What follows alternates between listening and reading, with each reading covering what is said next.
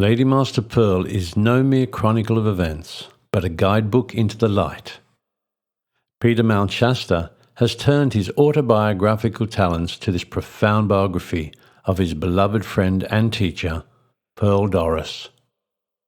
You will find love in its many manifestations and deep truth within these pages that points the way clearly forward.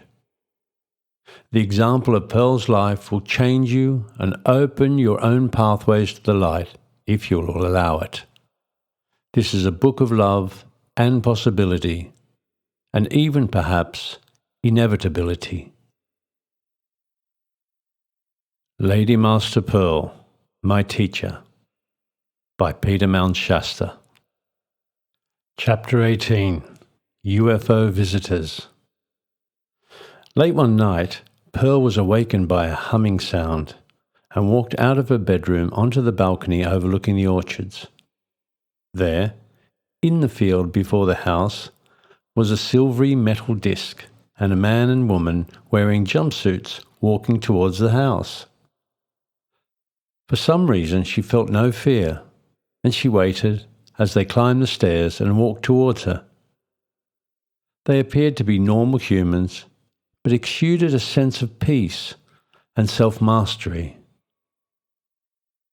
"We bring you a message," the man said, speaking quietly and gripping her upper arm tightly.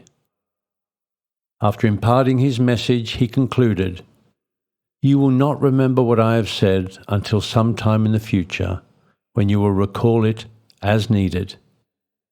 He then released her arm and said, "Now, go back to bed." As they turned and descended the stairs, Pearl went back inside.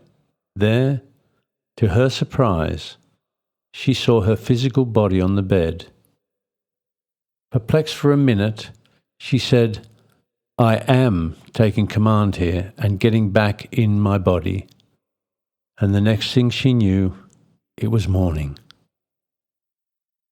Jerry, Pearl said, "I had the most amazing visit last night." "Must have been a dream," he said. "No, it was real," Pearl affirmed, rubbing her arm that was still sore where the space traveller had gripped it.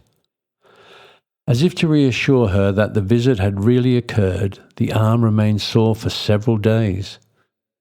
It was almost 30 years later that she gradually began to remember what she had been told, that those space people were our ancestors who would be working closely with the Ascended Masters to help bring about the divine plan for humanity.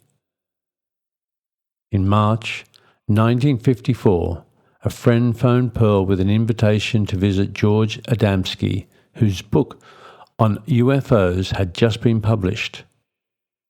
He claimed to have actually been on board the crafts, and to generate publicity for the book was giving a talk to the Veterans Memorial Auditorium in Santa Rosa.